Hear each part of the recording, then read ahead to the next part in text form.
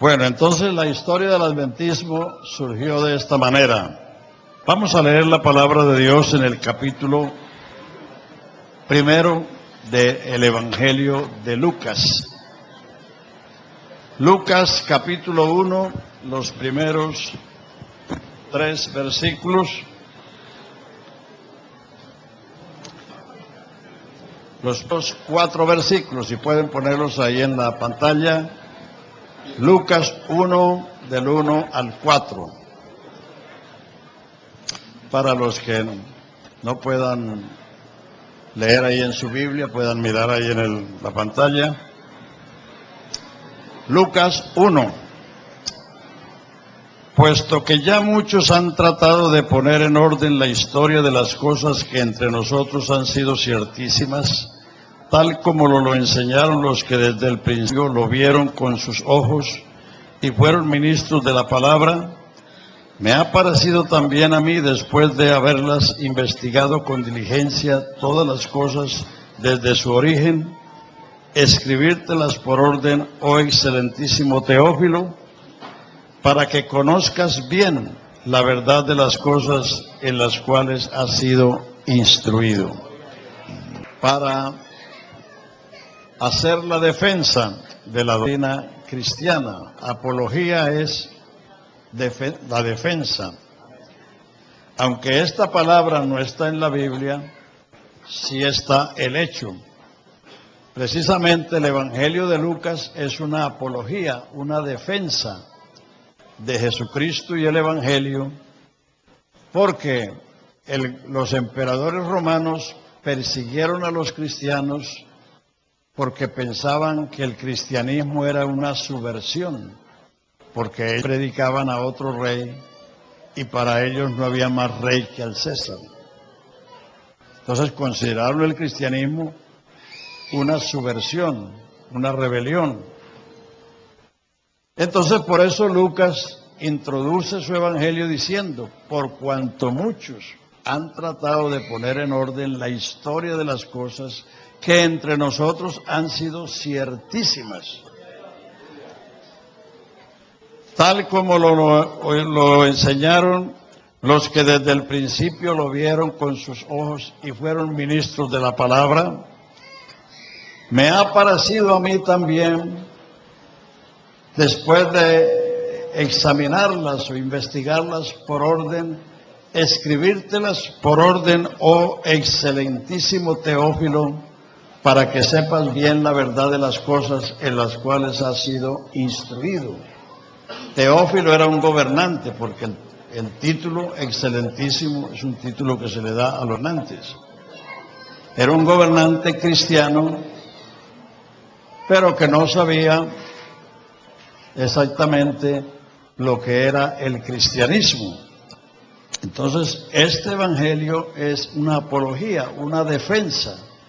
Entonces él comienza como en los días de Zacarías, vino un decreto del emperador y a causa de esto vino pues el nacimiento de Juan y posteriormente el nacimiento de Cristo y entonces presenta a Cristo en todo su ministerio, sus 33 años de su vida terrenal, y su muerte, sepultura, resurrección y ascensión.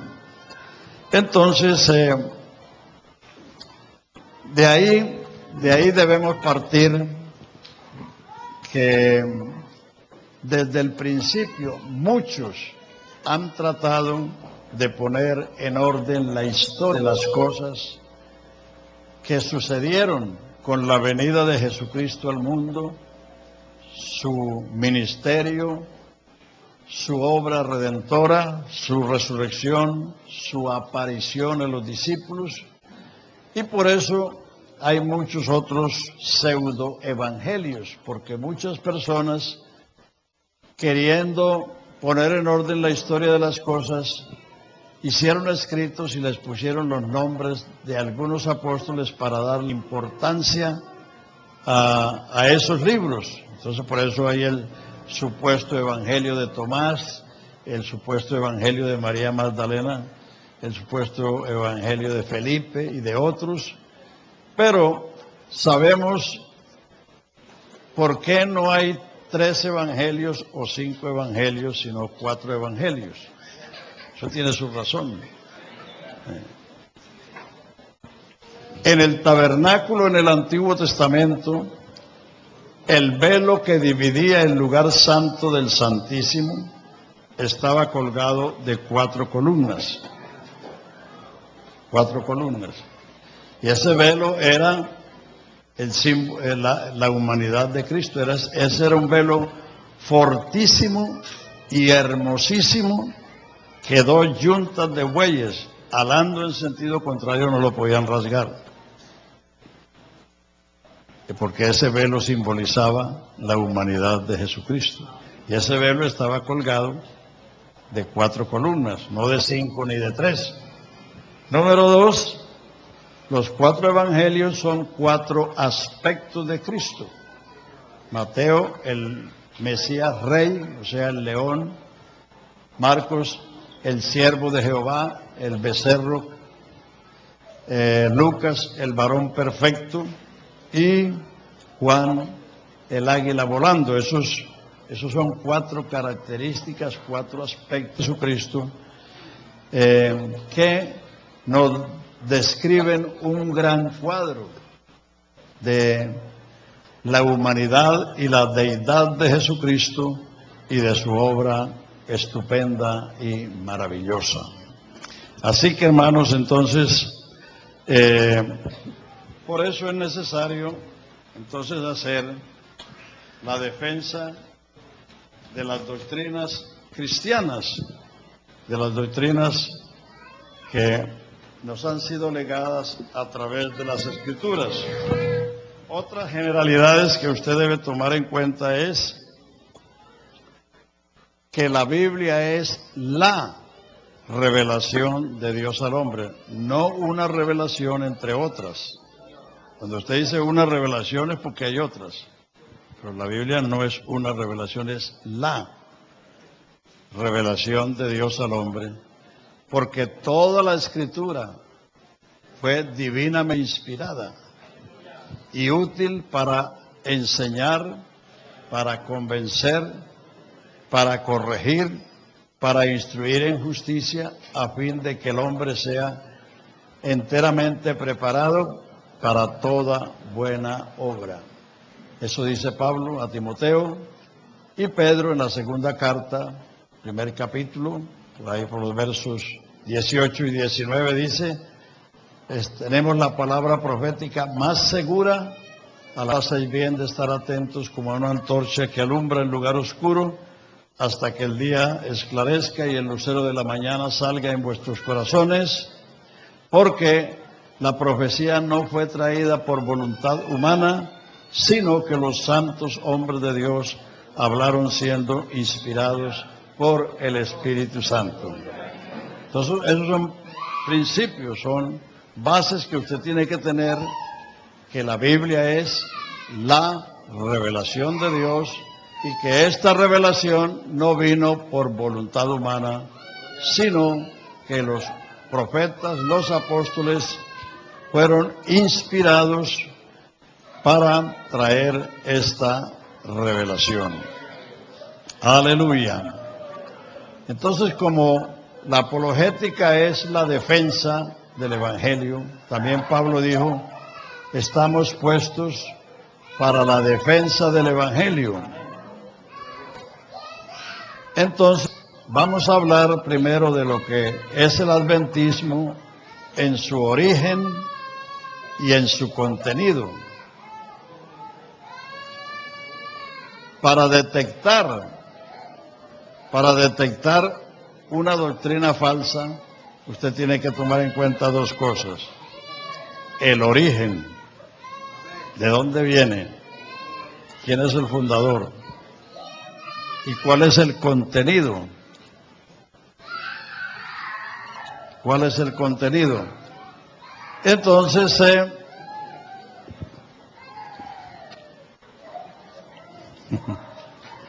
aleluya, gloria a Dios, no se preocupen, hermanos. Bueno, entonces la historia del adventismo surgió de esta manera.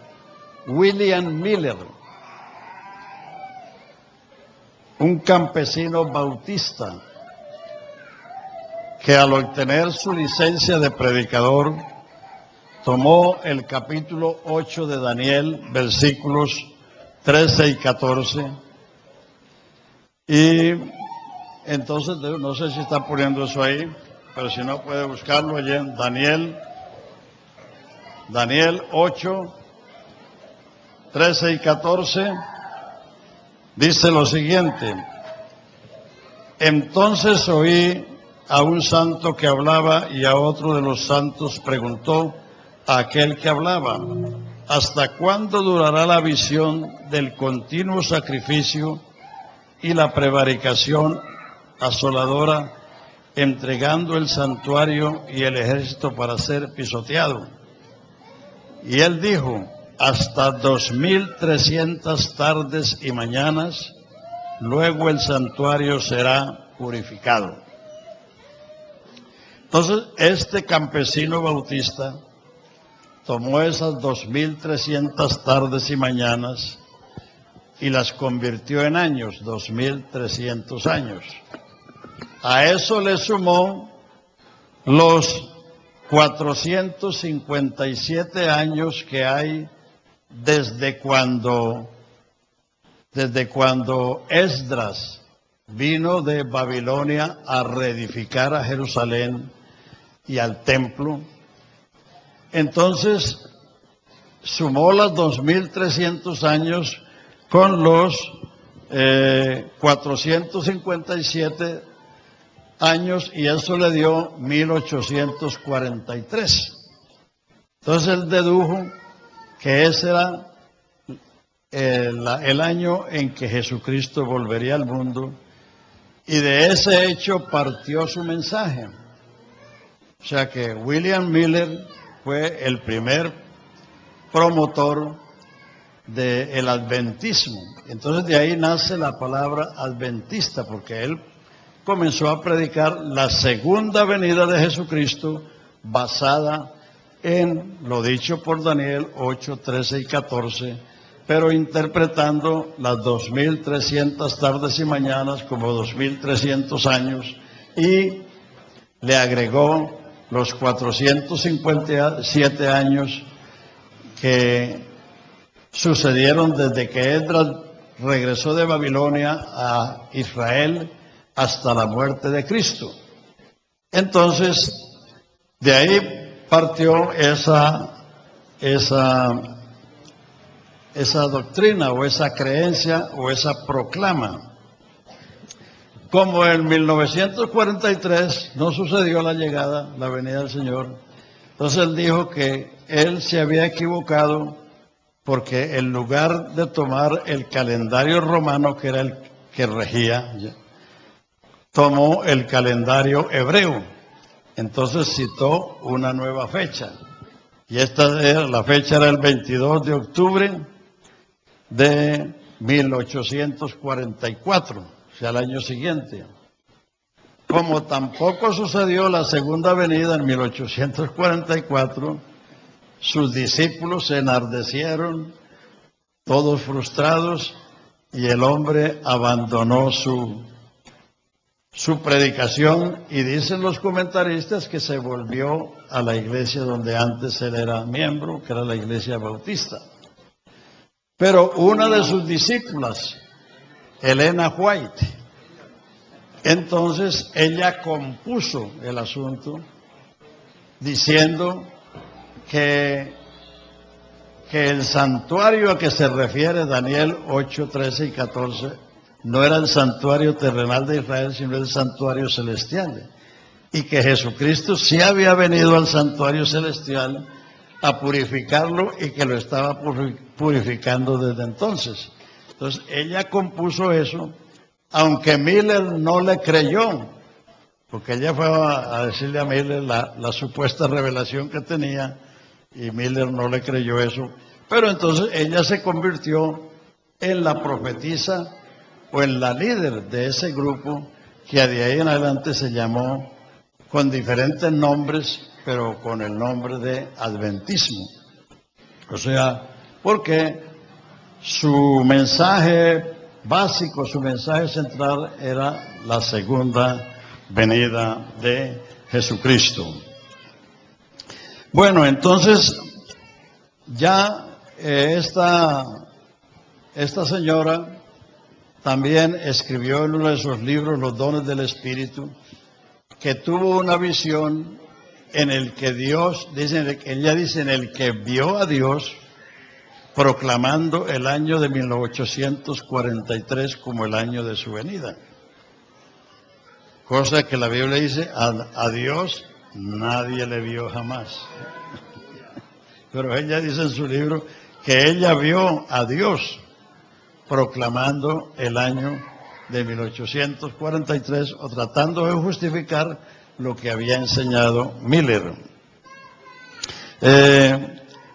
Entonces, después de esto, la señora Miller entonces también comenzó a escribir los libros. El grupo adventista tiene muchos libros: El conflicto de los siglos, El deseado de las naciones,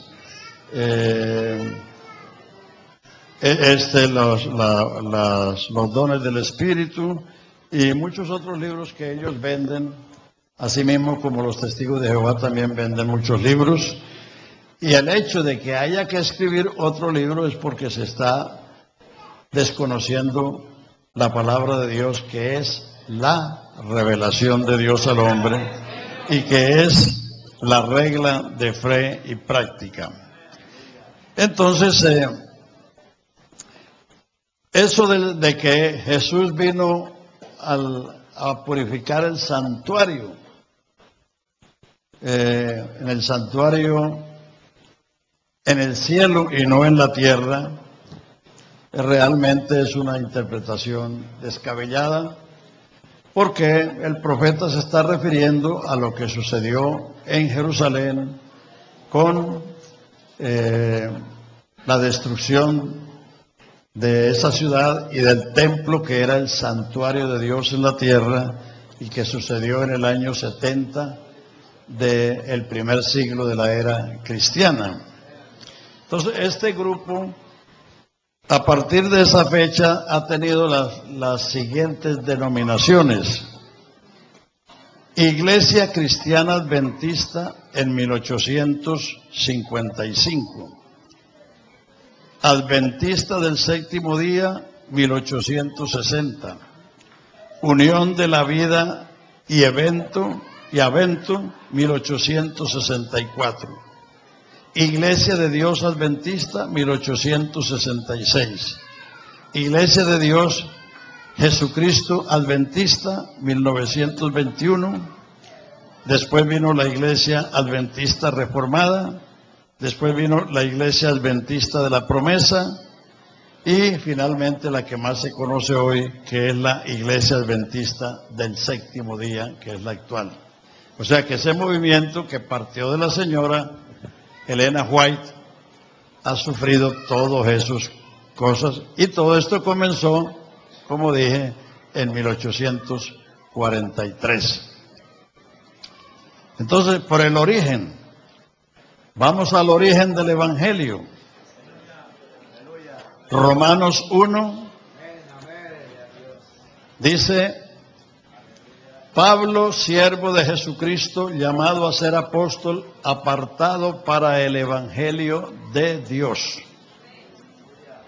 El Evangelio tiene su origen en Dios.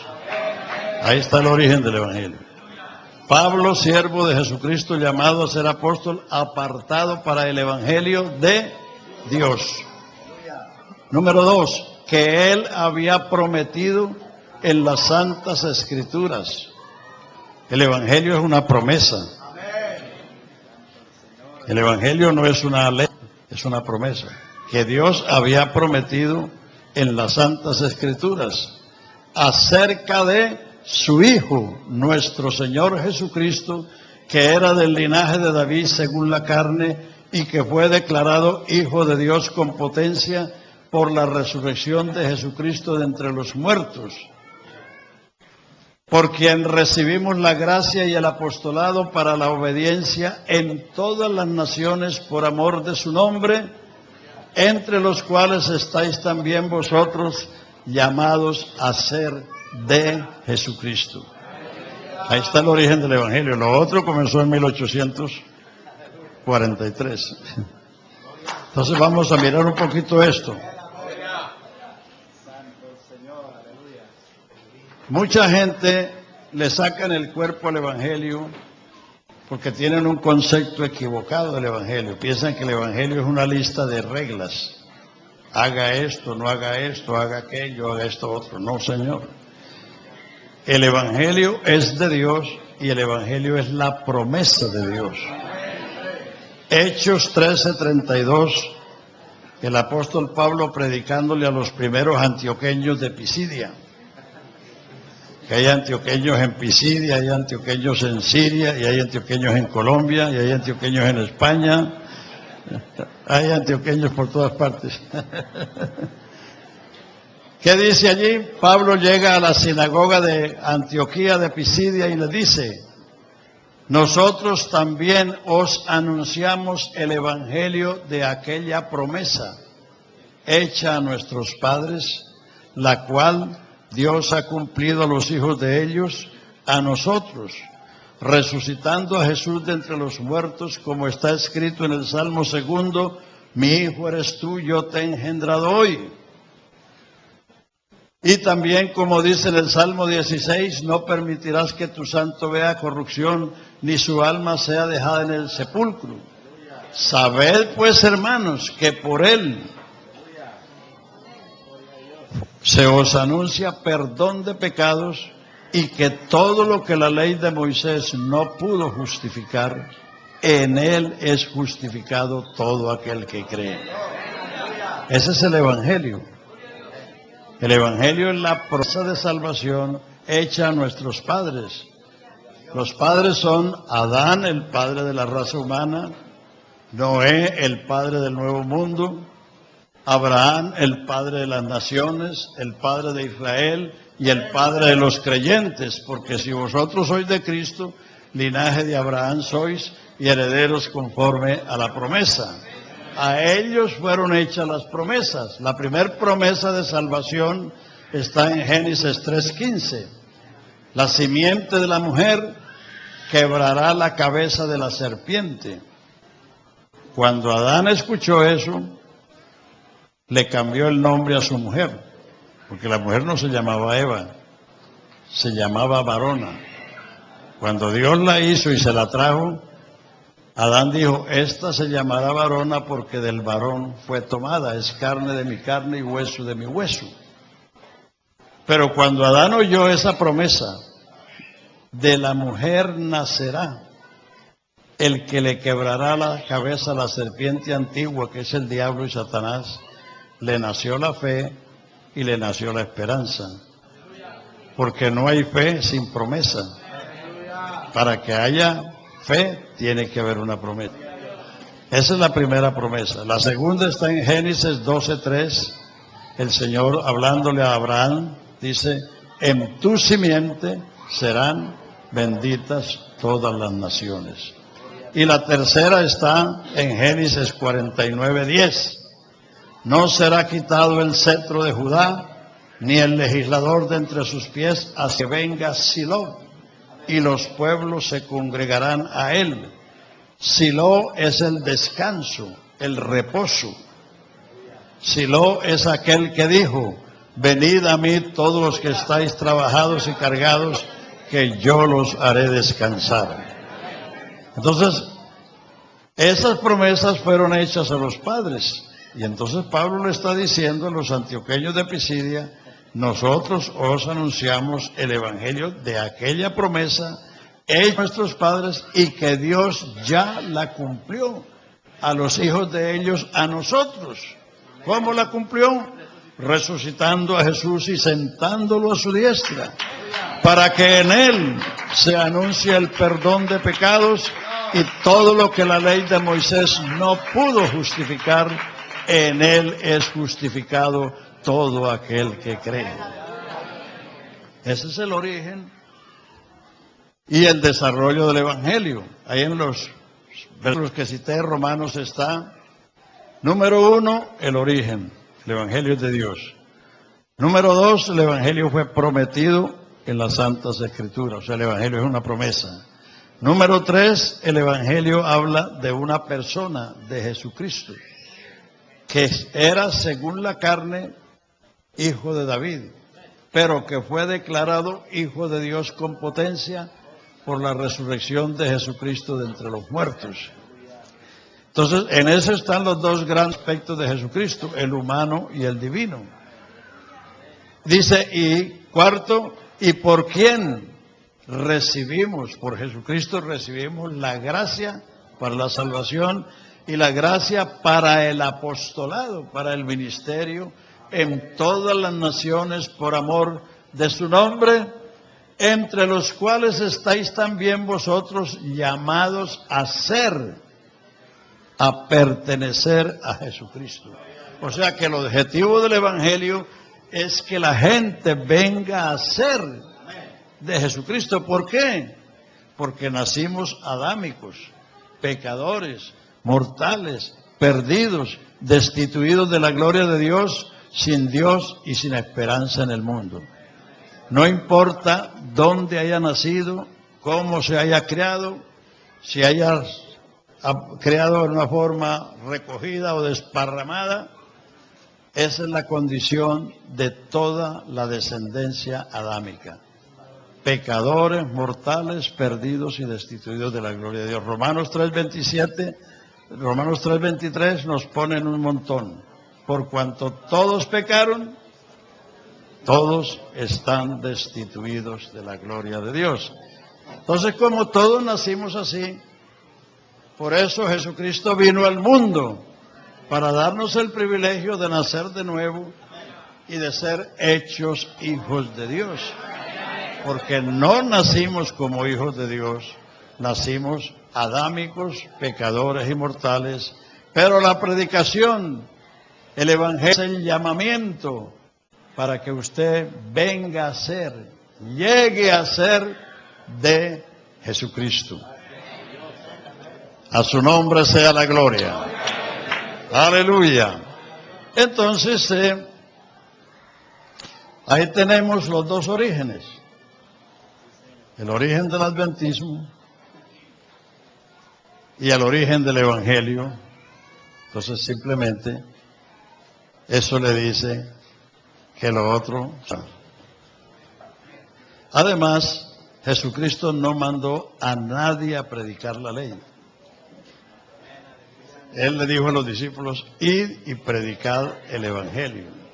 Jesucristo no mandó a nadie, absolutamente a nadie, a predicar la ley, porque la ley mata y condena, el Evangelio salva y da vida. Entonces son dos cosas opuestas. Entonces el movimiento adventista surgió de esa manera, y los que mandó a predicar todas esas cosas fue doña difunta Elena de Fuey. Entonces, ahora vamos a mirar algunas de las doctrinas principales de ellos. Uno de los escritores adventistas, que se llama Spicer, escribió que el pecado y los pecadores serán exterminados para no existir más. Pero lea Romanos 2:5-16 lo que dice. Los que perseverando en bien hacer buscan gloria, honra, inmortalidad, la vida eterna, pero tribulación y angustia para todo aquel que hace lo malo, al judío primeramente y también al griego. Del 5, por tu dureza y por tu corazón no arrepentido, atesoras para ti mismo ira para el día de la ira y de la revelación del justo juicio de Dios, el cual pagará a cada uno conforme a sus obras, vida eterna a los que perseverando en bien hacer, buscan gloria, honra, inmortalidad, la vida eterna,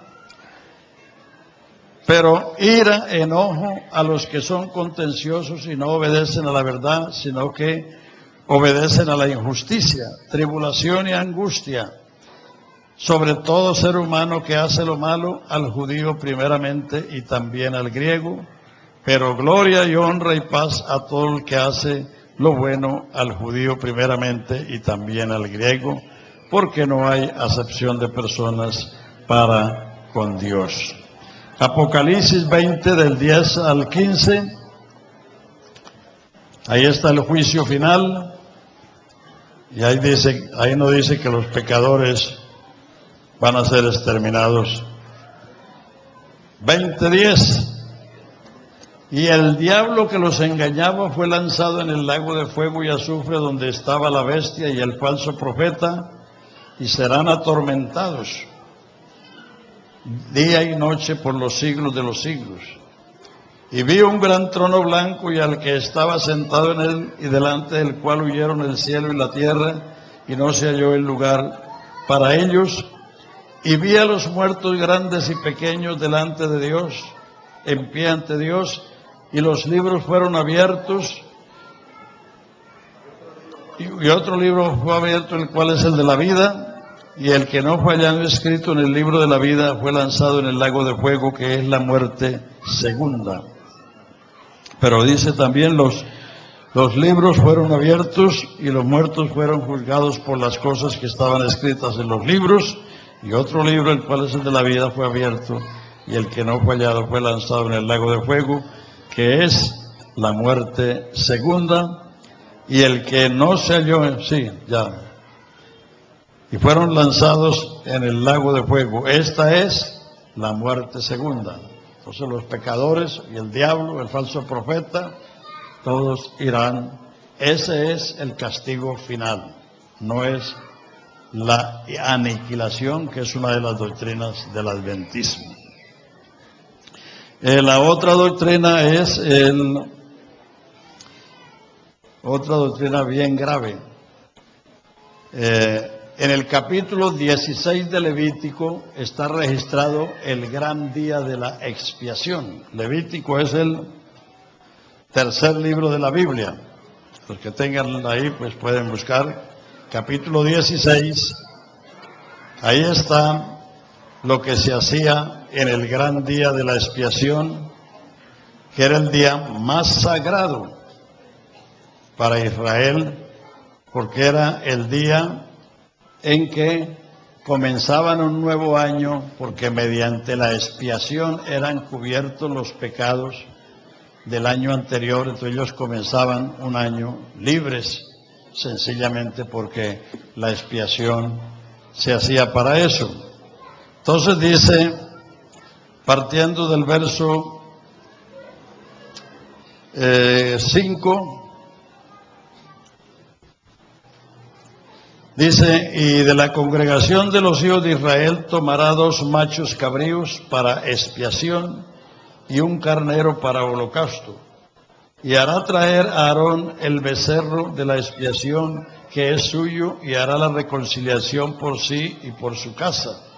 Después tomará de los machos cabríos y los presentará delante de Jehová a la puerta del tabernáculo de reunión, y echará suertes a Aarón sobre los 2 machos cabríos, una suerte por Jehová y otra suerte por Azazel.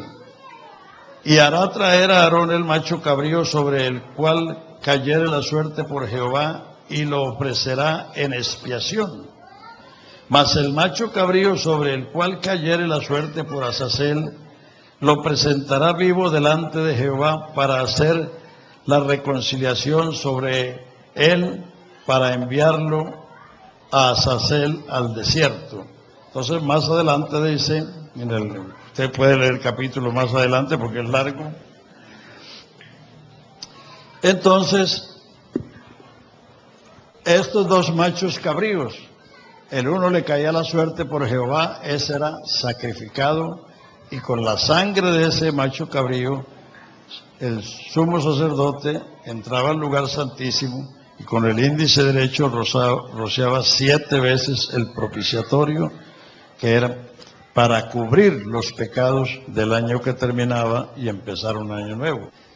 El que caía la suerte por Azazel era enviado por un hombre destinado para esto al desierto, al lugar inhabitado. Esa es una forma en que Dios usó para enseñarle a Israel cómo Él desterraba los pecados. Hay tres figuras en el Antiguo Testamento. Esa es la primera. Sobre ese macho cabrío, Aarón ponía las manos, confesaba los pecados de Israel, o sea que traspasaba los pecados de Israel a ese macho cabrío y lo enviaba por un hombre al desierto, al lugar inhabitado. O sea, donde nadie estuviese. Entonces, la interpretación adventista del señor Spicer dice que ese macho cabrío era el diablo, que llevaba los pecados para el infierno, para ser destruidos para siempre.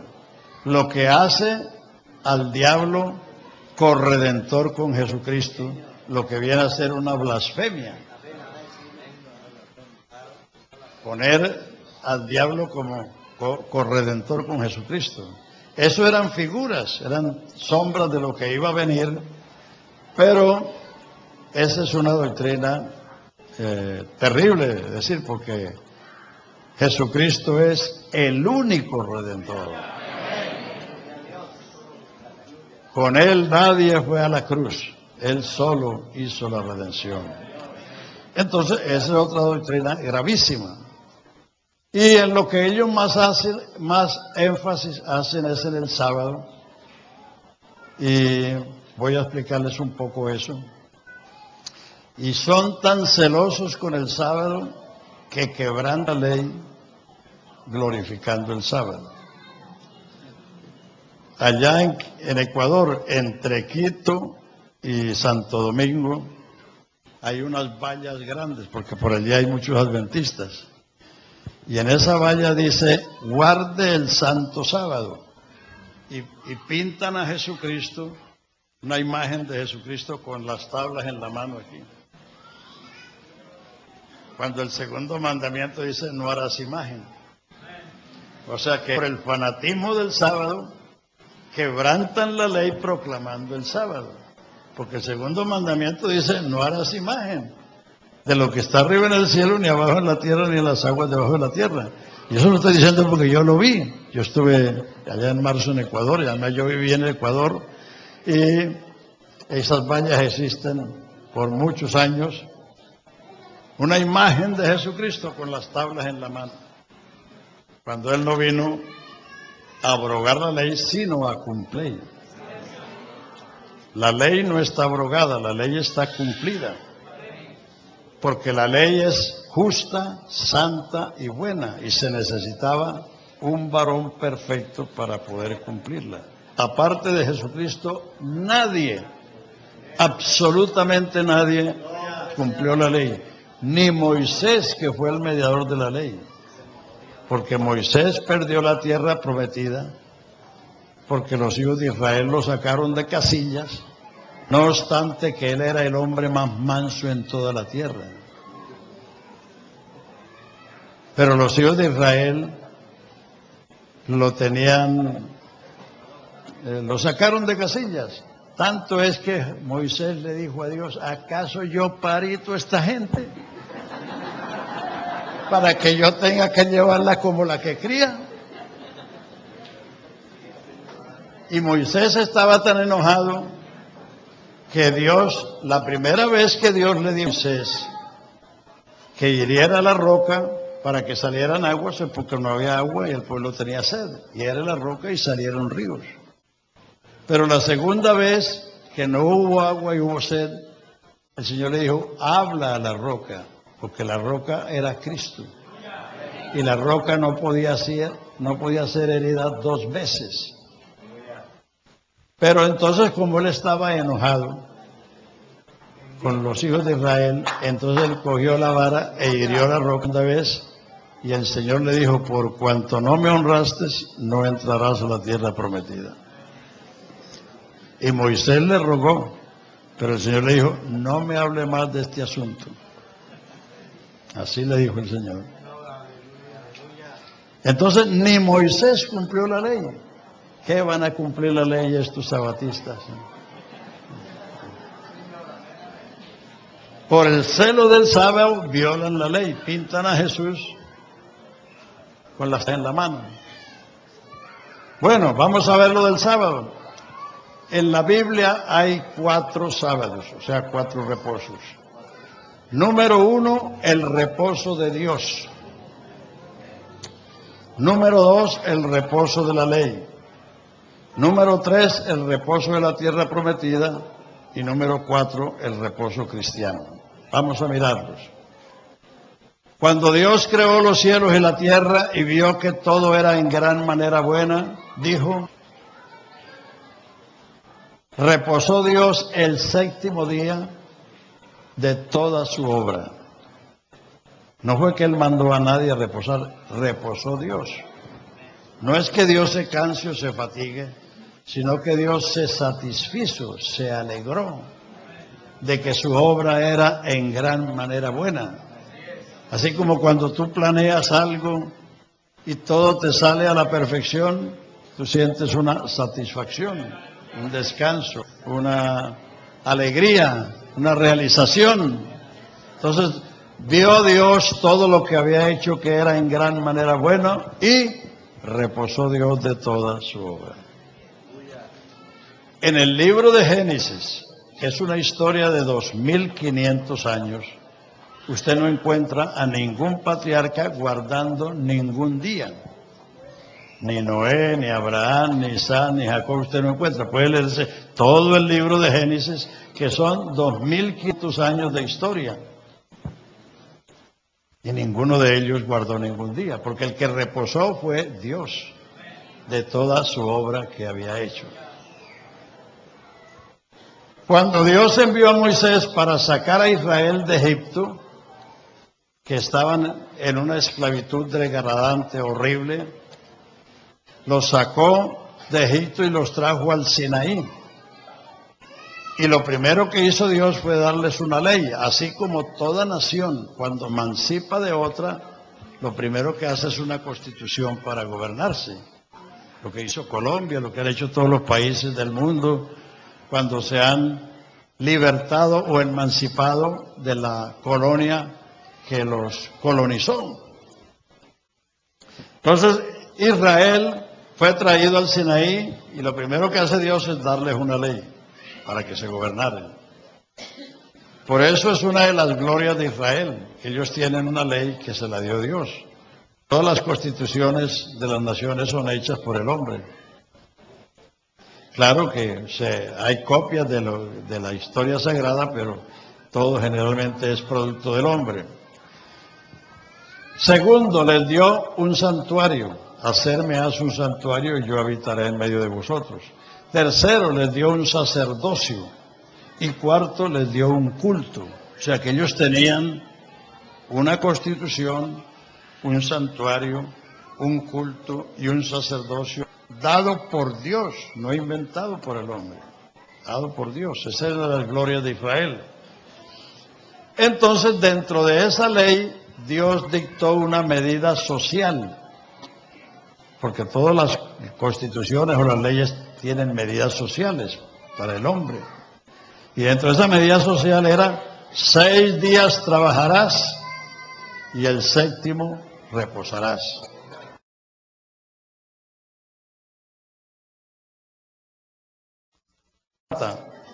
Porque ellos creen en el mandamiento entero, pero algunos no quieren creer sino en la mitad, en descansar.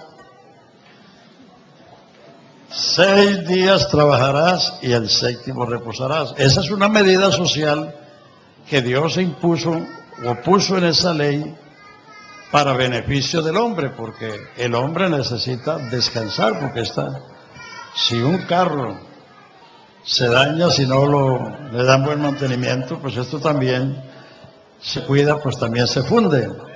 Entonces, pero los israelitas hicieron del sábado un yugo, que no podían hacer casi nada.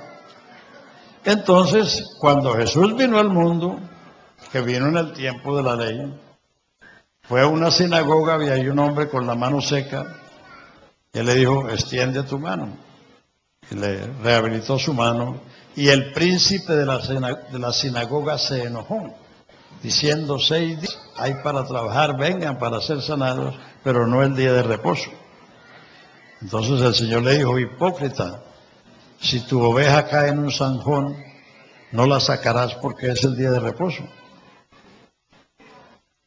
El sábado fue hecho por causa del hombre y no el hombre por causa del sábado. Por tanto, el Hijo del Hombre es Señor del sábado. No es el sábado Señor del hombre, sino el hombre Señor del sábado. Luego va a otra sinagoga y entra una mujer encorvada por 18 años. Y él se la manda que se endereza. Y otra vez el príncipe se enojó. Y él, porque hacía las sanidades en sábado. Entonces él dijo, hipócrita, ¿no llevas tu buey al pesebre los sábados? El sacerdote no quebranta el sábado haciendo la circuncisión. Y volvió y le dijo lo mismo. El sábado fue hecho por causa del hombre y no el hombre por causa del sábado. O sea, el sábado era una medida social, que el hombre trabaje 6 días y descanse el 7º. Entonces, ese es el reposo de la ley. El tercer reposo es el de la tierra prometida. Los hijos de Israel salieron de una esclavitud degradante, haciendo ladrillo a fuerza de látigo. Luego pasaron por un desierto 40 años, desierto ardiente. Y entraron a la tierra prometida, ciudades que no edificaron, viñedos y olivares que no plantaron. Ciudades de tierra de montes y vegas, tierra que bebe la lluvia del cielo, tierra que los ojos del Señor están desde el primer día hasta el último del año.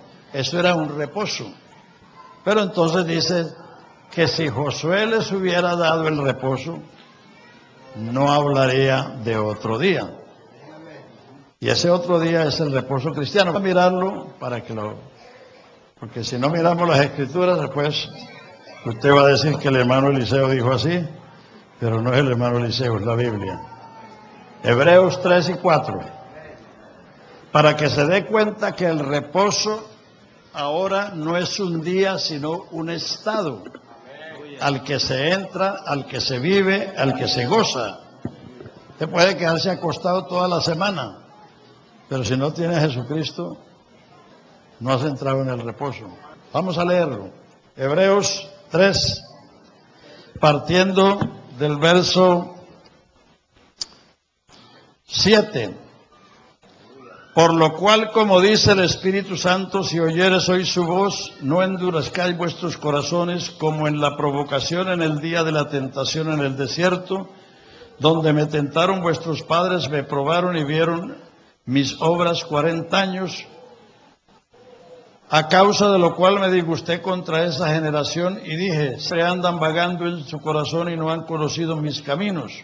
Por tanto juré en mi ira, no entrarán en mi reposo. Mirad, hermanos, que no haya en ninguno de vosotros corazón malo de incredulidad para apartarse del Dios vivo.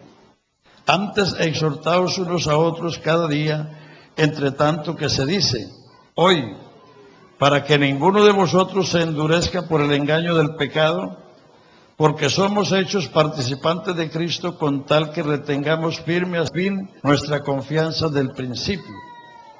Entre tanto que se dice, si oyeres hoy su voz, no endurezcáis vuestros corazones como en la provocación. ¿Quiénes fueron los que habiendo oído le provocaron? ¿No fueron todos los que salieron de Egipto por mano de Moisés?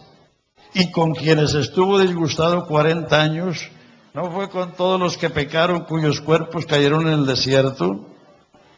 Y a quienes juró que no entrarían en su reposo, sino aquellos que desobedecieron. Y vemos que no pudieron entrar a causa de incredulidad. Toda la generación que salió de Egipto de 20 años arriba, ninguno entró en la tierra prometida, solamente Josué y Caleb. todos los varones de 20 años arriba que salieron de Egipto, excepto Josué y Caleb, perecieron en el desierto y guardaron el sábado, pero no entraron en el reposo porque no entraron en la tierra prometida. Entonces, viene el otro reposo. Temamos pues, no sea que permaneciendo la promesa de entrar en su reposo, no de guardar un día, de entrar en su reposo, alguno de vosotros parezca no haberlo alcanzado. O sea, que es esto que se recibe. Porque también a nosotros se nos ha anunciado la buena nueva como a ellos, pero no les aprovechó el oír la palabra por no ir acompañada de fe en los que la oyeron. Pero los que hemos creído, ¿qué dice? No es guardando el sábado. Usted puede quedarse toda la semana en la casa sin hacer nada.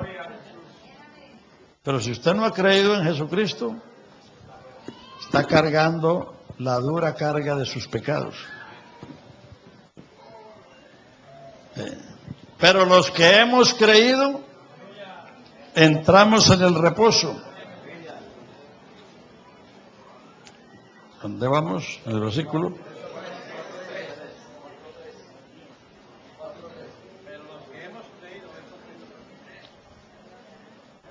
Sí, versículo 3. Pero los que hemos creído entramos en el reposo de la manera que dijo. Por tanto juré en mi ira, no entrarán en mi reposo. Aunque las obras suyas estaban acabadas desde el principio del mundo, ¿de quién está hablando? De Dios. Porque en cierto lugar dijo del séptimo día, y reposó Dios de todas sus obras el séptimo día. Y otra vez aquí, no entrarán en mi reposo. Por tanto, puesto que falta que algunos entren en el reposo o en él, y aquellos a quienes primero se les anunció la buena nueva, no entraron por causa de desobediencia, otra vez determina un día, hoy, diciendo, después de tal tiempo, por medio de David, como se dijo, si oyeres hoy su voz, no endurezcáis vuestros corazones, porque si Josué les hubiera dado el reposo, no hablaría después de otro día. Por tanto, queda un reposo para el pueblo de Dios, porque el que ha entrado en su reposo, también ha reposado de sus obras, como Dios de las suyas. El reposo cristiano es el semejante al de Dios, porque Dios reposó, porque vio que su obra era en gran manera buena. ¿Cómo reposamos nosotros? Creyendo que la obra que Jesucristo hizo es perfecta. Y por eso los que hemos creído, entramos en el reposo. Entramos en el reposo. Falta una... Bueno, entonces ahí tienen los 4 reposos. Y tomen en cuenta eso. En Génesis nadie reposó. En la ley, Israel desde el monte Sinaí guardaron el sábado. Pero toda esa generación pereció en el desierto. Guardaron el sábado, pero no entraron en el reposo de la tierra prometida. Y después de mucho tiempo, se vuelve a decir por David, si oyeros hoy tu voz, no endurezcáis vuestros corazones, porque aquellos no entraron por causa de desobediencia, pero aún queda la promesa de entrar en su reposo. Y los que hemos creído, hemos entrado en el reposo y hemos reposado de sus obras como Dios de las suyas. La promesa de Génesis 49:10 es, no será quitado el cetro de Judá ni el legislador de entre sus pies hasta que venga Silo, el reposo, el descanso, y los pueblos se congregarán a él. Por eso estamos congregados a él, porque él fue el que nos dijo, venid a mí, todos los que estáis trabajados y cargados, que yo los haré descansar. Alabado sea su santo nombre. Aleluya. Aleluya. Gloria al Señor Jesús. Entonces, el gran problema del adventismo, y no solamente del adventismo, sino del judaísmo, es que ellos no entendieron la función de la ley. Por eso vamos a ver la función de la ley. Entonces, ¿ha pensado usted alguna vez por qué Dios dio una ley que nadie la cumplió excepto él mismo? Entonces, ¿para qué Dios dio esa ley? Vamos a verlo. Bueno, Romanos 5:12. Busquen en la Biblia y ponga ahí si puede ponerlo en la... Romanos 5:12. Por tanto, como el pecado entró en el mundo por un hombre y por el pecado la muerte, antes de la ley había pecado en el mundo, pero donde no hay ley no se inculpa. No obstante, reinó la muerte desde Adán hasta Moisés, aun en los que no pecaron a la manera de la transgresión de Adán, el cual es figura del que había de venir. Entonces ahí nos está diciendo que antes de la ley había pecado en el mundo, pero donde no hay ley no se inculpa. Donde no hay ley no hay transgresión. Ninguna ley es retroactiva, ni siquiera la de Dios. Toda ley comienza a partir de su proclamación. Las leyes humanas las hace el Parlamento o el Congreso y tienen que pasar por la firma del presidente o del primer ministro para ser ley. Y además esas leyes tienen una fecha en la que comienza a regir o a funcionar. Entonces, antes de la ley fue proclamada ¿dónde? En el monte Sinaí. Antes de la ley había pecado en el mundo, pero donde no hay ley, no hay transgresión y por lo tanto no se inculpa. Pero a pesar de eso, no obstante, los descendientes de Abraham hasta Moisés murieron. ¿Por qué? Porque la paga del pecado es la muerte. O sea, los descendientes de Adán hasta Moisés no pecaron como Adán. Porque Adán sí pecó, porque Adán sí transgredió. El pecado es la transgresión de la ley. El pecado es pasarse la raya. No, Adán sí transgredió una ley, no la ley de Moisés porque no existía, sino una ley que Dios le dio a él. Le dijo, de todos los árboles del huerto podéis comer su fruto, mas del árbol del conocimiento del bien y del mal no comeréis de él, porque el día que de él comieres morirás. Entonces esa era una orden, ese era un mandamiento, esa era una ley, que una ley es un mandamiento que prohíbe o que manda. Entonces Adán sí se pasó la raya.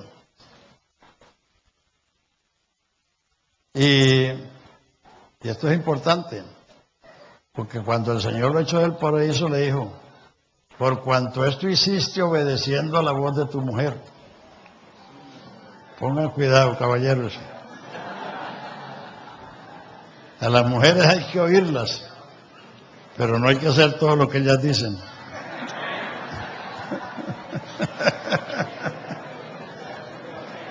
Porque no solamente a Adán le pasó eso, a muchos le ha pasado.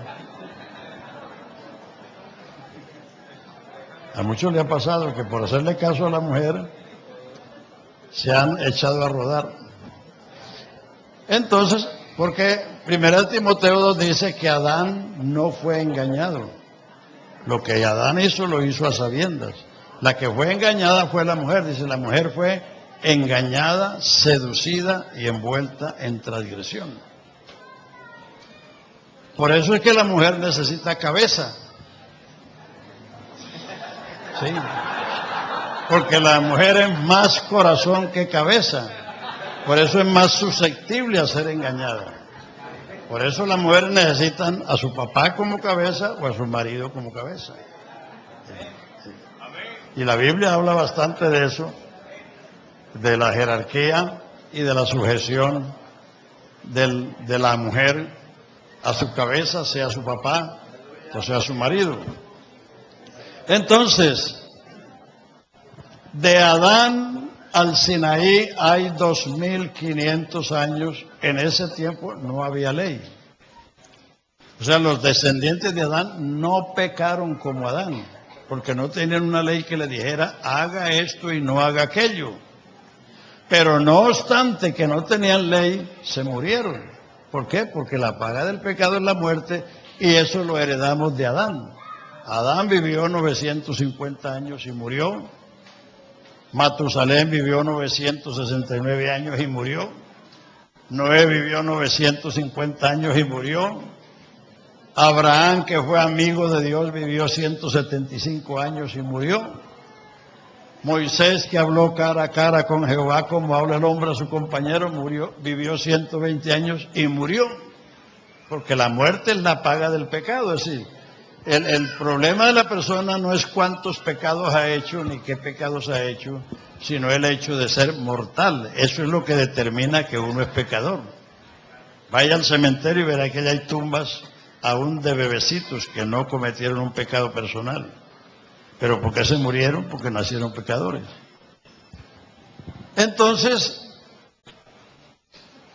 todas esas generaciones no eran transgresores, eran pecadores por naturaleza, pero no eran transgresores porque no tenían mandamientos.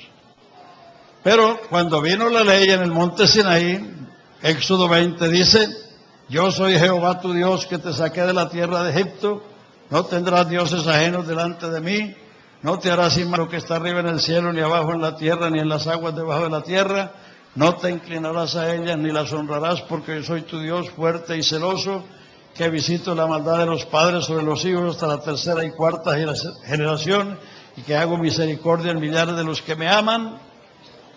No tomarás el nombre de Jehová tu Dios en vano, se acordarás del día para santificarlo, no matarás, no fornicarás, no cometerás adulterio, no dirás falso testimonio, no codiciarás la casa de tu prójimo, la mujer de tu prójimo, ni su criado, ni su hijo, ni su buey, ni su asno, ni nada de su prójimo. Ahí están las prohibiciones. También están los mandatos. Amarás al Señor tu Dios con todo tu corazón, con toda tu inteligencia y con todas tus fuerzas. Amarás a tu prójimo como a ti mismo. Amarás a tu padre y a tu madre para que te vaya bien. Entonces la ley son mandatos. Entonces del Sinaí para acá el hombre es triple pecador. Sigue siendo pecador por naturaleza porque nacemos pecadores. Es pecador por acción porque hace lo prohibido y por omisión porque no hace lo mandado. Entonces ahí se le agravó la situación al hombre. Entonces, ¿para qué vino la ley? Romanos 3, 19 y 20. Romanos 3, 19 y 20. Un poquito. Agüita. Porque al que habla y canta se le seca la garganta.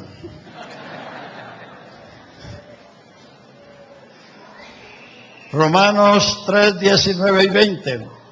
Pero sabemos que todo lo que la ley dice, lo dice a los que están en la ley, para que todo el mundo, hay algunos que quieren escaparse de la ley, diciendo que eso fue para los judíos, que eso fue para Israel. No, señor. Ellos fueron los receptores y los depositarios. Pero ¿qué dice ahí? Para que todo el mundo cierre su boca ante el juicio de Dios, porque por las obras de la ley ningún ser humano se justificará delante de él, porque por la ley es el conocimiento del pecado. La ley vino para descubrirle la llaga que el hombre tenía. El hombre tenía una llaga desde Adán, pero no sabía lo que tenía, como el que va donde el médico porque tiene un síntoma. El médico le dice, lo que usted tiene es un cáncer. La persona que quiere morir del susto, porque no se imaginaba que podía tener semejante enfermedad. Entonces, eso fue lo que hizo Dios cuando vino al Sinaí. Le descubrió la llaga al hombre. La ley vino para revelar el pecado, número uno. Número 2, Romanos 5:20. La ley se introdujo para que el pecado abundase. ¿Y cuándo? No dónde. Cuando el pecado abundó, sobreabundó la gracia, para que así como el pecado reinó para muerte, así la gracia reine por la justicia para vida eterna por Jesucristo, Señor nuestro. ¿Dónde habla de lugar? Cuando habla de tiempo. Hay muchos predicadores que han predicado que donde abunda el pecado, abundará la gracia. Eso no es lo que dice ahí. Sino que la ley se introdujo. La ley se introdujo 2500 años después de Adán. ¿Para qué? Para que el pecado se agravase. La ley es la inflación del pecado. Porque ahora el hombre no solo es un pecador por naturaleza, sino que es un transgresor de la ley de Dios.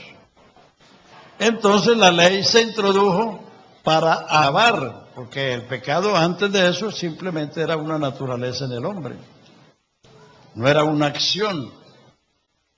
Ahora, además de tener la naturaleza, tiene la acción de hacer o de no hacer. Entonces, ahí está el segundo motivo, el segundo hecho por qué vino la ley. Número 1, para revelar el pecado. Número 2, para agravar el pecado.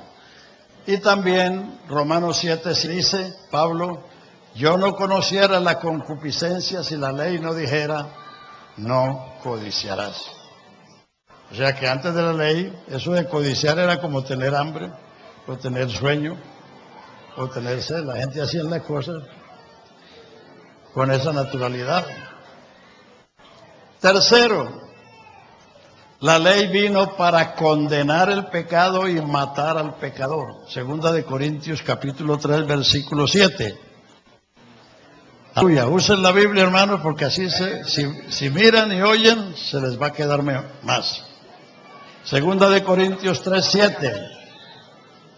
Si el ministerio de muerte grabado en piedras, ¿qué fue lo que fue grabado en piedras?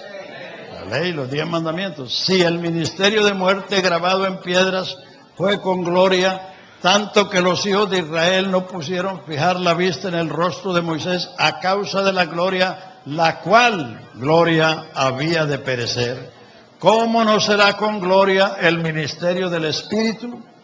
Y si el ministerio de condenación fue con gloria, ¿cuánto más glorioso será el ministerio de justificación? Porque lo que fue glorioso ya no es glorioso en comparación a la gloria más eminente. Porque si lo que perece tuvo gloria, ¿cuánto más glorioso será lo que permanece? ¿Qué dice el otro versículo? Así que teniendo tal esperanza, vamos de mucha franqueza, y no como Moisés, que ponía un velo sobre su rostro. ¿Para qué? Para que los hijos de Israel no pusieran la mira en lo que iba a ser abolido.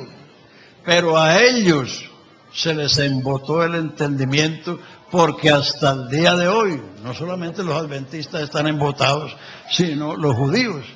Porque hasta el día de hoy, cuando leen a Moisés, el velo está puesto sobre el corazón de ellos. Pero cuando se conviertan al Señor, Él los se quitará, porque el Señor es el Espíritu, y donde está el Espíritu del Señor, allí hay libertad.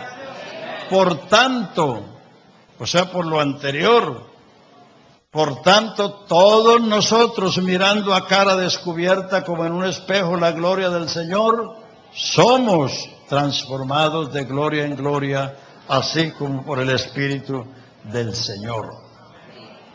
Algunos pentecostales han hecho del verso 17 una manera de hacer del culto un desorden. Donde está el Espíritu del Señor hay libertad, así que usted puede brincar, correr, bailar, hacer lo que quiera. Pero ¿de qué libertad está hablando? De la libertad del ministerio de muerte y condenación, que es la ley.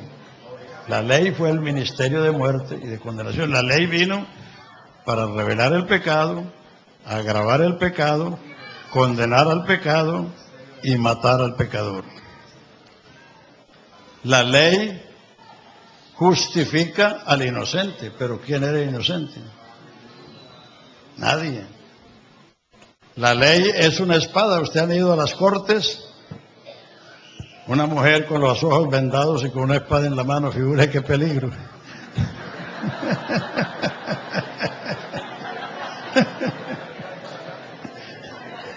Ese es el símbolo de la ley. Señores, ese es el símbolo de la ley. Bueno, entonces venir. Cuarto, la ley, ¿para qué fue dada? Gálatas 3:19. Gálatas 3:19. Ahí el apóstol Pablo pregunta, ¿para qué sirve la ley? ¿Cuál es la función de la ley? ¿Cuál es el oficio de la ley? ¿Para qué Dios dio la ley? ¿Cuál? Entonces, ¿para qué sirve la ley? Fue añadida a causa de las transgresiones hasta que viniese la simiente a quien fue hecha la promesa. Fue ordenada por medio de ángeles en la mano de un mediador, Moisés. El mediador no es de uno solo, pero Dios es uno. Luego la ley es contraria a las promesas en ninguna manera, porque si la ley dada pudiera vivificar, la justicia fuera verdaderamente por la ley. Mas ¿qué dice la Escritura? Mas la Escritura lo encerró todo bajo pecado, para que la promesa fuese dada a los creyentes en Jesucristo. Pero antes que viniese la fe en la promesa, estábamos encerrados, confinados para aquella fe que iba a ser revelada. ¿Cuántos confinados hay en la cárcel de Bucaramanga? No sabemos. ¿Por qué están ahí? Porque cometieron un delito. Están ahí para que paguen. La ley es una cárcel de 10 barrotes donde Dios encerró a toda la humanidad bajo pecado, pero no para que pagáramos, porque no teníamos cómo pagar, sino hasta que viniese la simiente a quien fue hecha la promesa. Génesis 3:15, Génesis 12:3 y Génesis 49:10, las promesas que ya dijimos. Estábamos confinados, encerrados para aquella fe que iba a ser revelada. Él es el único que vino y le abrió la puerta de la cárcel a los presos. Él vino, como dijo él cuando comenzó su ministerio, dice, el Espíritu del Señor está sobre mí porque me ha ungido, me ha enviado a sanar a los quebrantados de corazón, a dar libertad a los cautivos, a poner en libertad a los oprimidos, a abrirle la cárcel a los presos. Entonces la ley es una cárcel de 10 barrotes donde Dios encerró a toda la humanidad, no a los israelitas. Ellos fueron los receptores y los depositarios de la ley. Pero la ley encerró a toda la humanidad bajo pecado. O sea que si usted no está en Cristo, está en esa cárcel. Y el único que te saca de esa cárcel es Jesucristo. El único que te saca de esa cárcel es Jesucristo.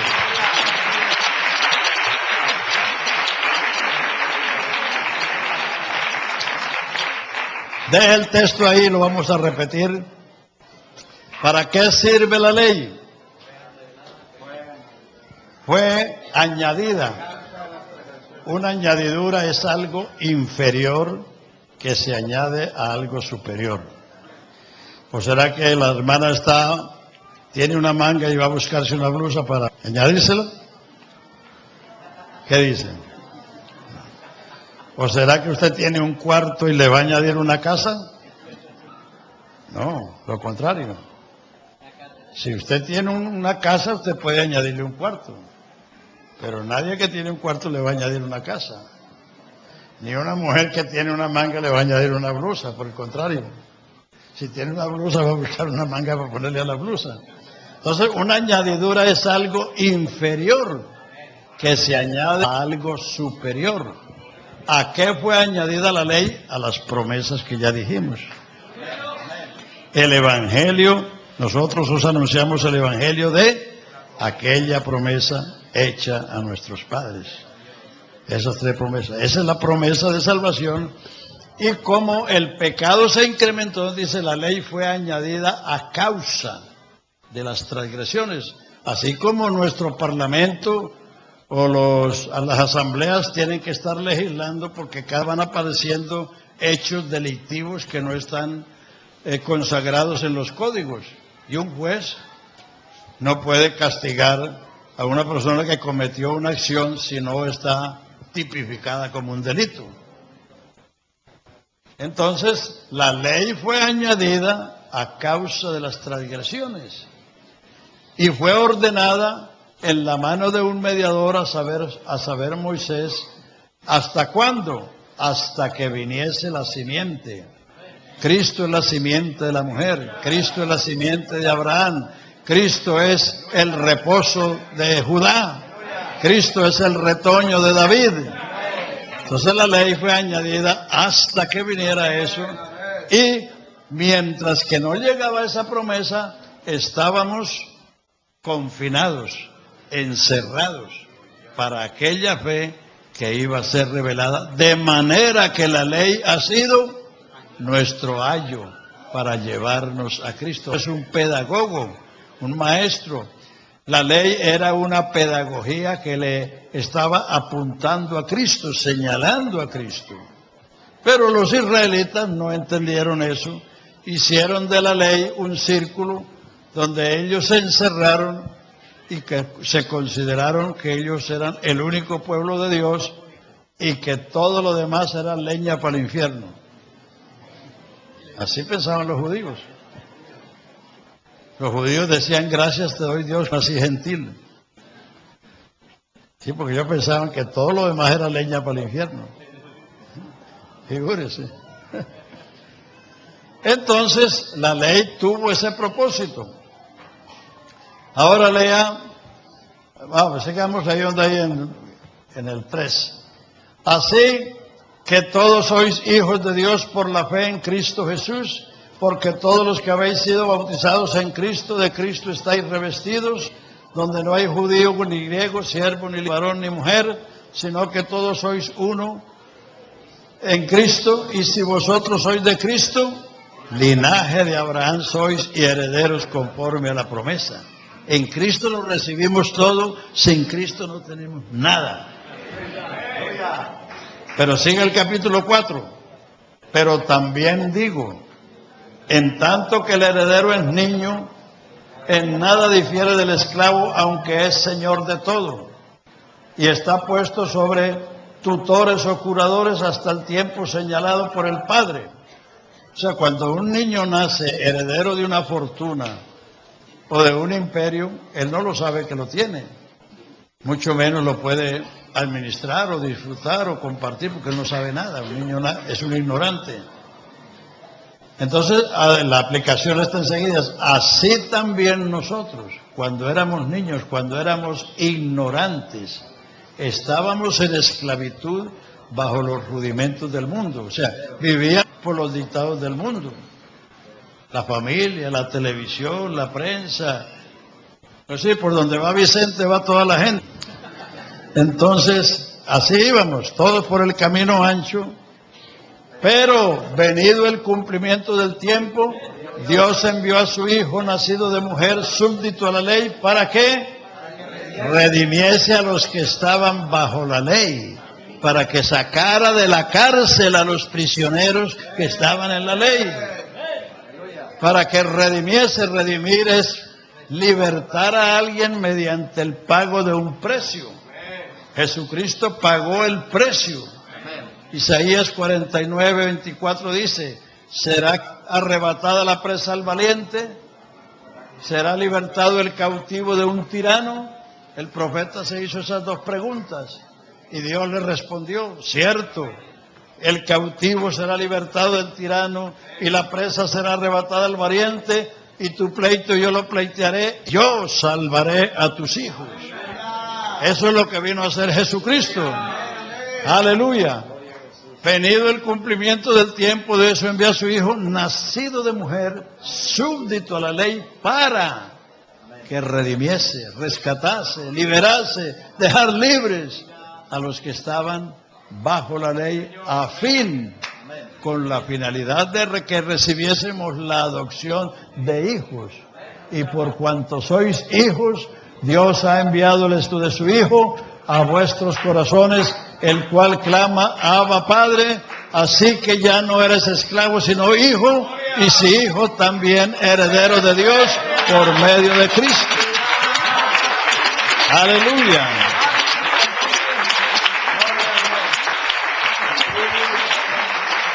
Aleluya. 4 minuticos más. Jesús dijo esto también. Juan 8:31. Dijo Jesús a los que le habían creído. No a todos, porque muchos le oyeron, pero no todos creyeron. Dijo Jesús a los judíos que le habían creído. Si vosotros permaneciereis en mi palabra, seréis. Hay que permanecer para llegar a ser. Seréis verdaderamente mis discípulos, conoceréis la verdad y la verdad os libertará. Enseguida le protestaron. ¿Cómo decís seréis libres?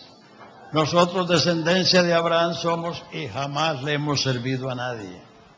Jesús le respondió, de cierto digo, el que hace pecado, esclavo es del pecado, y el esclavo no queda en casa para siempre.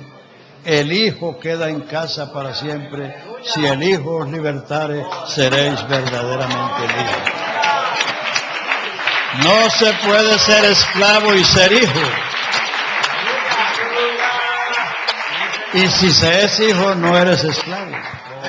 El esclavo era un hombre o una mujer que la compraban en el mercado. Y el amo tenía todo el derecho sobre esa persona. Podía dejarlo libre si quería, podía cambiarlo, podía venderlo, podía hasta matarlo. Ese era el tiempo de la esclavitud. Entonces, el hijo, el siervo, no queda en casa. El siervo no tiene nada. Se le paga el último sueldo y se fue. El hijo queda en casa para siempre porque el hijo es heredero. Si el Hijo os libertare, seréis verdaderamente libres. O sea que para ser libres hay que salir de la cárcel del pecado. Y el único que saca de esa cárcel es Jesucristo. Aleluya. Así que si usted no está en Jesucristo, agárrese de Él, porque no hay más Salvador. ¿O quién te va a salvar si no te salva Jesucristo? No me vaya a decir que la Virgen, porque la Virgen necesitó Salvador. Y usted no es mejor que la Virgen. La Virgen, cuando escuchó el mensaje del ángel, dijo, he aquí la esclava del Señor. Y uno de sus cantos son, engrandece mi alma al Señor y mi espíritu se regocija en Dios mi Salvador. Porque grandes cosas me ha hecho el poderoso y santo es su nombre. Si no te salva Jesucristo, no hay quien te salve. O sea que realice el origen del adventismo y sus creencias, pero realice el origen del Evangelio en sí y el propósito del Evangelio. El Evangelio se predica para que todo aquel que lo crea sea salvo. Lo único que Jesucristo mandó predicar, creer y obedecer para ser salvos es el Evangelio. Jesucristo no mandó a nadie a predicar otra cosa. Es más, ni siquiera nos mandó a cantar. Cantamos porque somos salvos. Los salvos, los cantos no salvan, pero los salvos cantan. Jesucristo los mandó a una sola cosa, ir y predicar el Evangelio, porque ¿cómo invocarán a aquel en quien no han creído? ¿cómo creerán en aquel de quien no han oído? ¿Y cómo oirán si no hay quien les predique? ¿Y cómo predicarán si no fueran enviados? Como está escrito, cuán hermosos son sobre los montes los pies de los que llevan buenas nuevas del bien y de la paz. Así que la fe viene por el oír, y el oír por la palabra de Dios. Aleluya. Pónganse de pie y vamos a darle gracias al Señor.